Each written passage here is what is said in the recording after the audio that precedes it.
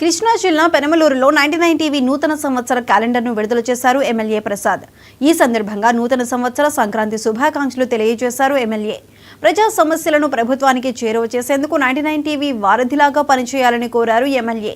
99 TV channel ఉన్నత శిఖరాలకు వెళ్లాలని ఆకాంక్షించారు.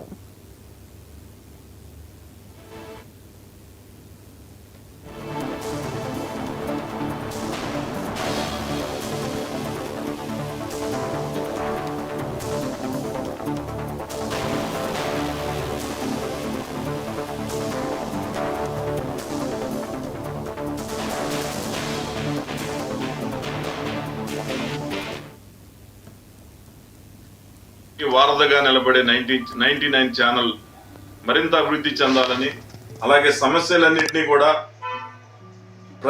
ప్రజల సమస్యలన్నింటినీ కూడా ప్రభుత్వం దృష్టికి తీసుకెళ్లి మరింత ప్రేక్షక ఆదరణ కలగాలని అభినందనలు, శుభాకాంక్షలు తెలియజేస్తాం. ఈ వారధిగా ప్రజలకు నిజాలను చూపించే దమ్మున్న ఛానల్